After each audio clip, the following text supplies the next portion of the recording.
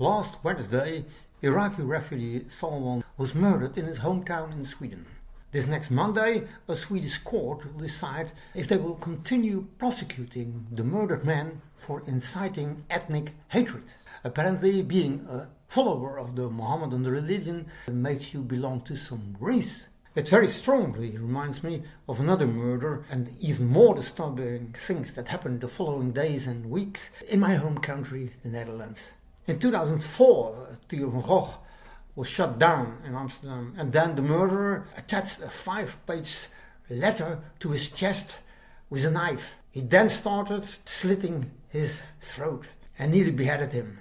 The murderer, a young man of Moroccan descent, identified himself as a jihadist. In the letter, he made death threats to the famous Ayaan Hirsi Ali and Geert Wilders.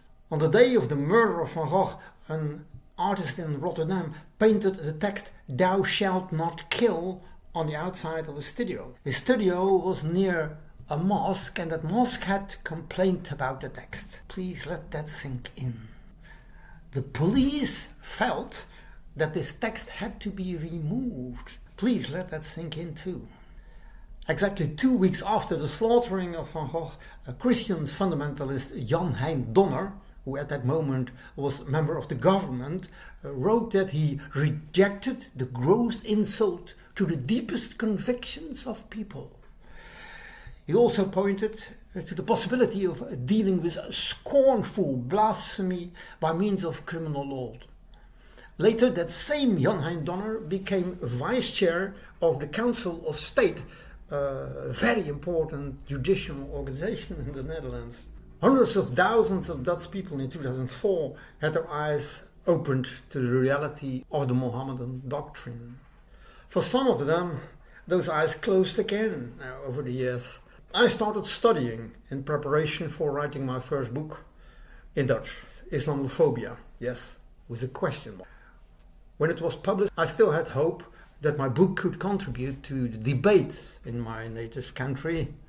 Begin 2011, I wrote a text about Theo van Gogh titled "Remember the Jester." In the evening of that same day was that arson attack on Charlie Hebdo.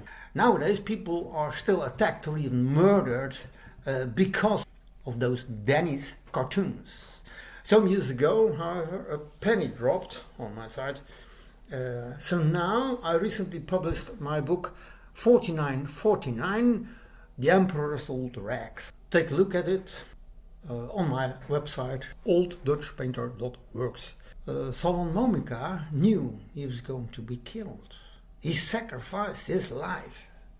In that magnificent Clint Eastwood film, Gran Torino, the hero ensures that a dangerous, racist, terrorist gang can be eliminated by sacrificing himself.